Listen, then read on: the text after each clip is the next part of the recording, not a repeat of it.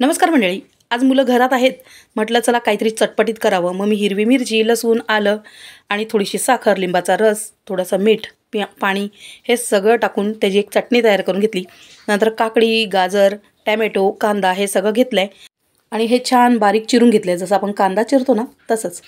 आज मुलं घरात आहेत तर म्हटलं काहीतरी वेगळं बनवावं. रोज रोज रोज रोज भाजी भाकरी हेच असतं, वरण भात. तर म्हटलं चला आज मुलं घरात आहेत तर थोडंसं त्यांना काहीतरी वेगळं करून देऊ, म्हणून मी आज सँडविच करायला घेतलं आहे.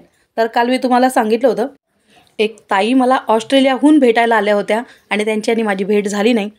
आणि तर त्यांनी आज व्हिडिओ कॉल केला होता आणि बराच वेळ आम्ही गप्पा मारल्या. प्रथमेश पूर्वांबरोबरसुद्धा त्यांना बोलायचं होतं आणि प्रथमेश पूर्वासुद्धा बोलले त्यांच्याशी.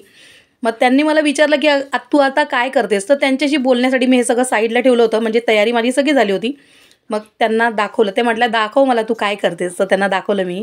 तर आपल्या या सगळ्या भाज्या टाकल्यानंतर मी त्याच्यामध्ये मेयोनीज टाकलेलं आहे, मीठ टाकलं आहे, चिली फ्लेक्स टाकलेलं आहे आणि वरून हे मोजरेला चीज टाकलेलं आहे. हे सगळं मिक्स केलं आणि बाजूला तुम्ही बघताय की मी ब्रेडला बटर लावून ते भाजून घेतलं होतं, म्हणजे वन साईड फक्त भाजून घेतली होती.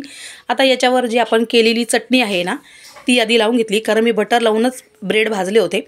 आता हा जो ब्रेड आहे ना तो म्हणजे सँडविच जे आहे ना ते आपण डाएटसाठी सुद्धा खाऊ शकतो, कारण चीज आहे ना ते डॉक्टरांनी सांगितलं की आपण सुद्धा खाल्लं तर चालेल डाएटसाठी, पण मी नाही खाल्लं तरीसुद्धा.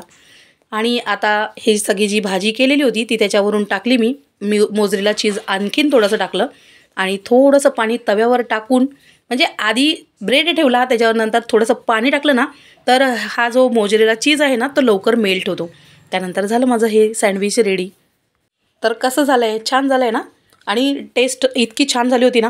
आणि मी इथे सँडविच करते, पूर्वाबाहेर रांगोळी काढते, कारण की आज शिवजयंती आहे.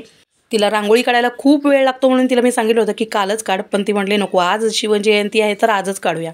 आणि काल मी रांगोळीची व्हिडिओ टाकली होती आणि बऱ्याच जणांना खूप आवडली आणि खूप छान छान कमेंट केल्या, त्याबद्दल खूप थँक्यू.